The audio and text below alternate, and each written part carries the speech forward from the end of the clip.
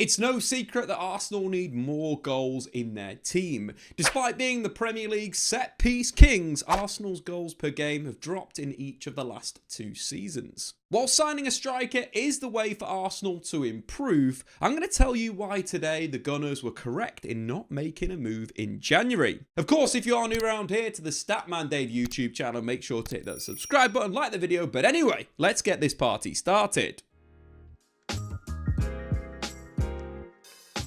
First, who could have Arsenal signed in January that would have improved their team? We've got to remember that Kai Havertz is very effective in Arteta's system. So who would they have signed? Actually, if you take a look at the strikers that would have improved Arsenal, they weren't available in January. Starting in Portugal with Victor Gyökeres, he's a player that would massively improve the Gunners' goal-scoring potential. The hottest striker in Europe right now. He scored more goals than any player in Europe's top 7 leagues in the last calendar year. Also in that period, only Erling Haaland has a higher expected goals than Sporting Club de Portugal's Victor Gyökeres. His ability to put the ball in the back of the net, run the channels, be an option on the counter-attack would be massively important. But Sporting Club de Portugal made their stance clear. They didn't want to sell Gyökeres in January because they wanted to win another Portuguese league. So moving on from Victor Gyökeres, who would be the next option for Arsenal in January? That of course would be Alexander Isak, another Swede but a Premier League proven striker. In terms of the statistics this season, for me, Alexander Isak is the best striker in the league in terms of completeness. He's got the most goal involvements, the second most goals, the most dribbles completed, most chances created, most progressive passes received, most carries into the penalty area. The list goes on and on and on. Not only does he have that completeness to receive balls into his feet, but also, running behind the opposition.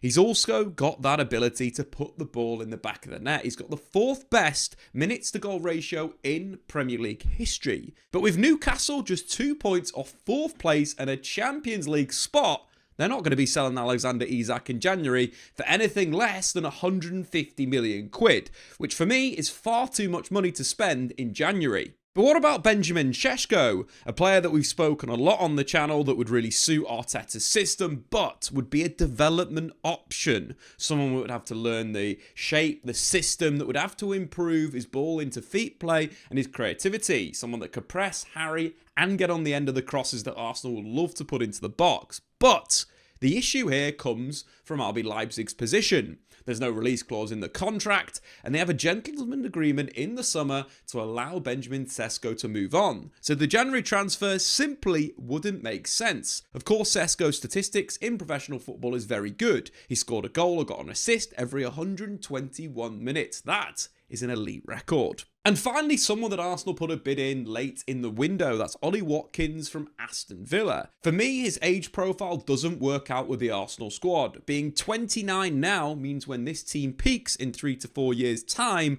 Ollie Watkins is probably going to be hanging up his boots at the top level of Premier League football. But also take into consideration the 2 big chances he missed at the Emirates earlier on this season. He's a player similar to Kai Havertz that struggles when he probably has a little bit too much time to apply the finish. More of a natural goal scorer, but don't get me wrong, a good player. But I just don't think it works with where Arsenal are going. So taking a look at those 3 options, for me, the best one for Arsenal is Alexander Isak. Not only is he Premier League proven, he's a very complete forward, and he's played with half of Arsenal's starting 11 at Real Sociedad.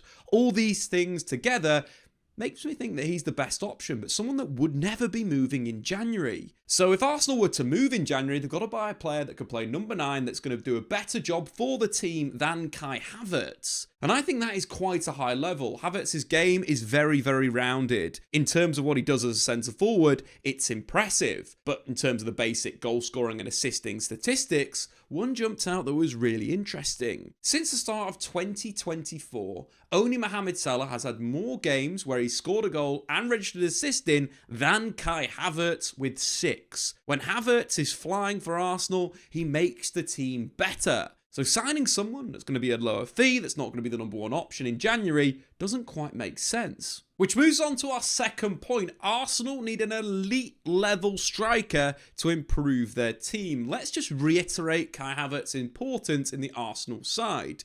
because quite frankly, he makes Arsenal better. He makes them more than their sum of parts. Not only his unselfish play, but he's a great connection between their midfield and their attack. What I like about Kai Havertz in this Arsenal team is not only does he make runs into the channels, in between the centre-backs, but he also drops off the line superbly well to be the connector. He's almost like Thomas Muller playing through the middle. A Ramdeuter, player that likes to go into different spaces and picking up the ball. But in terms of that, I think one of the big things with Kai Havertz, if you were to replace him with a traditional number 9, you're not going to get the skill set that's been working so well with Arsenal. That, of course, comes with his long-range passing, his ability to drop off the line and play balls over the top of the defence for midfield runners, but also from a simplistic perspective, when he's in and around the penalty area, he's got that ability to find his teammates that are making moves from midfield. Given that Arsenal score a lot of goals from midfielders in and around the team, having someone that's quite unselfish in the final third that's going to look to a Declan Rice or a Martin Odegaard in the penalty area is very important. And once again, it makes Arsenal a better unit. So we've got a few examples of that. Let's start with the assist that he got against Spurs in the Premier League. And this is something that you wouldn't expect a normal number 9 to do. So we pick up the play with Arsenal winning the ball back in the box. Once again, Kai Havertz is searching for space. He picks up a little pocket of space just in midfield, takes a little turn and gets himself forward. But this again is something that you won't get from a top level number 9 that doesn't have that midfield play. Obviously, you think in examples such as Harry Kane, who's great at dropping off the line and playing these types of passes. But again, Kai Havertz has got this type of vision, spots Saka's run, brilliant ball with his left foot over the top of the defence, and of course, Bukayo Saka provides the finish. And now this example against Dynamo Zagreb, showcasing that unselfish play in the penalty area. We pick up the move with Havertz up against the centre-backs, but once again, he likes to get into the space. He drops off as Martinelli attacks the left flank. Not only is he a little ball option inside if Martinelli wants to play a 1-2, but he finds space in the penalty area. And this is super important for players that play for Arsenal. They need to be very, very good at stretching the opposition, getting on the back line, and then dropping off into feet. Again, something that Kai Havertz has got and would be a requirement for a striker that Arsenal need to sign, which again is going to cost a lot of money. Money that Arsenal probably don't have to spend in Jan. But in terms of the rest of the play, of course, Martinelli goes on the outside, puts a great ball into the box, and then this type of awareness is where Kai Havertz kind of separates himself from those, bagsman type strikers that just want to score goals. The layoff to Declan Rice is superb. On the volley, easy goal for Arsenal. But moving further, let's take an example of, again, why Kai Havertz is so good. Going back to the tactics board and having a look at what Arsenal do from a defensive sense, they love to press in this diamond when teams are building out from the back. So if we just have a look at Arsenal's pressing structure and shape when they are high up the pitch, they switch to a 4-4-2 diamond structure. Once again, Kai Havertz is usually at the top of the leaderboard for Arsenal in distance covered in games. Arsenal press with Martin Odegaard and Kai Havertz as the kind of two strikers in this system. Rice is the jumper that's going to play higher at the pitch, and the wingers sit a little bit deeper in almost a diamond shape that are ready for those square balls to really be aggressive and jump. But most of the time, Kai Havertz is leading the press. He's the one pressing the football to force the opposition to play a certain way with Martin Odegaard. Declan Rice is usually the guy that's going to jump onto the number 6 when they've dropped into a ball-playing perspective. But Havertz's role within the press is so important. And a great example of this, of course, came in the 5-1 win against Manchester City.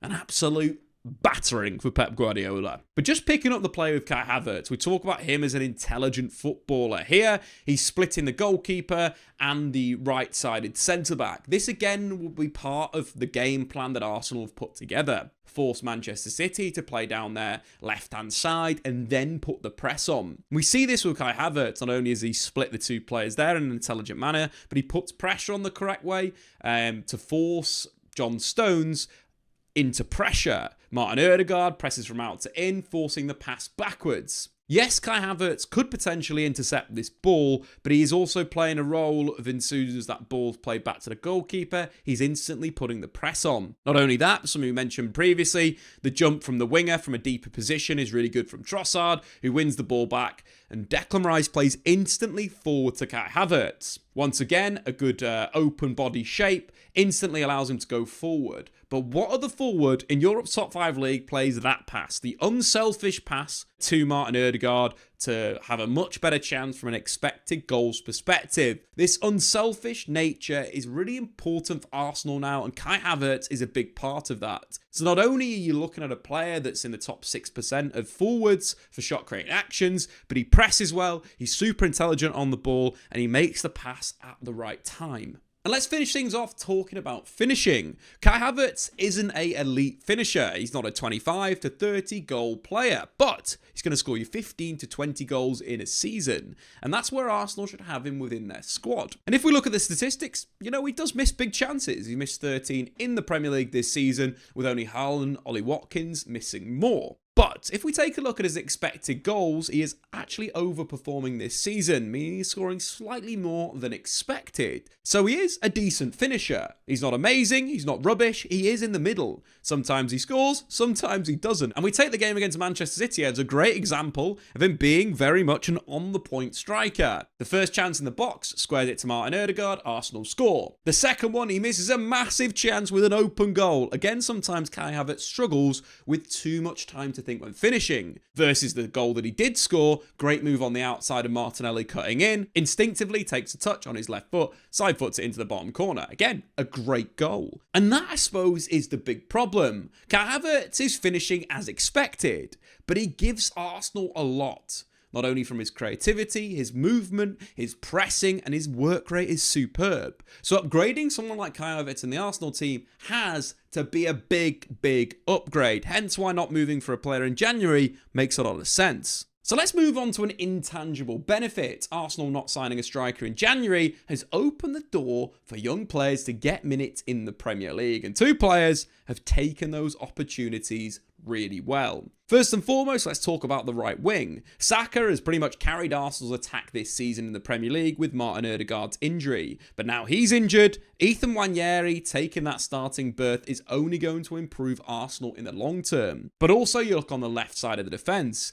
Calafiori's been injured and so has Zinchenko. And Lewis Skelly has come into the team and looked brilliant. In fact, in the game against Manchester City, Arsenal had two teenagers that scored a goal in a Premier League game for the first time in their history. And the development of young players from Hale End is going to be massively important for Arsenal to continue their development and stick them in the top of the Premier League. So in terms of those two players, we'll talk about Nwaneri second. Lewis Skelly has massively impressed. Not only his ability in the duel, his strength, his ability to win the ball back, but also replay and be a left back, considering he came through the academy in central midfield, has been absolutely outstanding. I also think he adds something to the final third that Zinchenko didn't quite have, and that's the ability to play in the inside left position, score goals and get assists. But I also love his awareness with Declan Rice. We've seen Declan Rice be more of a goal scorer, ball carrier in recent weeks. Arsenal's shape, of course, requires the left fullback to move inside. Skelly's very comfortable in those positions because he played in central midfield. Really good on the ball, distributing it left and right and so forth. But what I like about it, as I mentioned previously, is that awareness in movement. That if, for example, Declan Rice is going to drop off the line to maybe receive a pass, Skelly is going to attack that central space. And we saw him do it really well against Manchester City, the reigning Premier League champions. So we pick up the play with Arsenal in the final third. We've got Lewis Skelly highlighted on the back line. Again, he's comfortable in these types of environments. As Arsenal work the ball out to the left-hand side with a little bit of interplay, Declan Rice takes a touch to look into that central area. As I mentioned, Rice has rotated to a wide area and Lewis Skelly has attacked the central space. But look about that awareness. This lad is 18 years old and he's just waltzing into an area of space to receive the ball in between four City players. But not only that, his touch and turn is fantastic. If we just break down that little triangle of Bernardo Silva, the pressure from Omar Mamouche behind him, and of course, John Stones in there. The touch is absolutely fantastic, but then that natural attacking instinct, driving directly at Manchester City, cutting onto his weaker right foot, and then bending the ball into the goal is simply sublime. The calibre of footballer that Lewis Skelly could become is absolutely frightening. I think at times he's going to play left back, but expect him in central midfield as a number 8 as he matures into his career. And moving back to the tactics board, of course, Lewis Skelly's been vitally important, but also Ethan Nwaneri, it looks really, really, really good. In terms of goals, he's third behind Michael Owen and Wayne Rooney in terms of most goals a 17-year-old has scored in the Premier League. And the big thing with Nwaneri, he's starting to have a bit of a trademark. This is something that Jake Entwistle spotted in his academy days. So let's take a look at his goal against Manchester City first, and then we've got two other examples that open up a little bit of an area just outside the box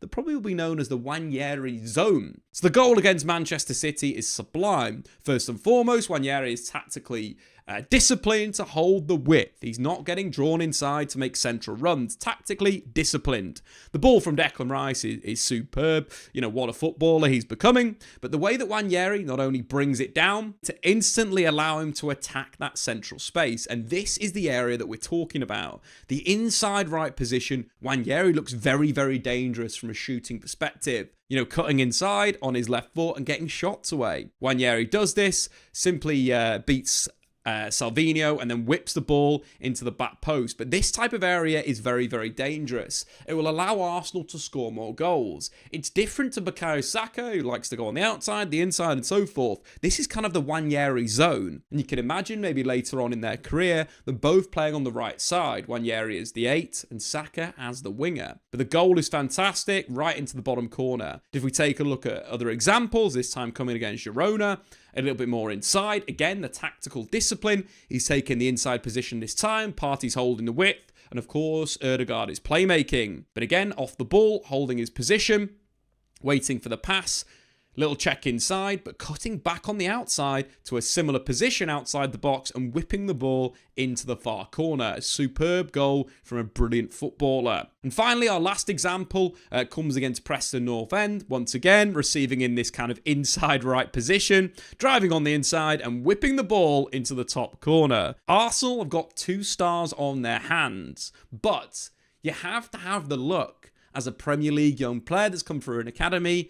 The injuries opens up the door at times. And if Arsenal bought a number 9, there could have been a reshuffle, and we could have seen another player playing on this right-wing position. But also, from a left fullback perspective, a similar thing. More players in the squad means Arteta could make creative solutions. But because they didn't do that, both Skelly and Ethan Nwaneri have had game time in the Premier League and taken it extremely, extremely well. So there you have it. The big reasons why Arteta was right to not sign a striker in January. Number 1, the options available on the market. Number 2, Kai Havertz being a very complete player within Arteta's system and scoring about an average amount of goals. Number 3, no panic buy means that Arteta can truly assess the squad and find the proper striker that will fit the system. And finally, the hail end benefit. Youngsters getting into the first team and exploding in the Premier League. But anyway, guys, I've been Statman Dave. If you are new around here, make sure to hit that subscribe button, like the video.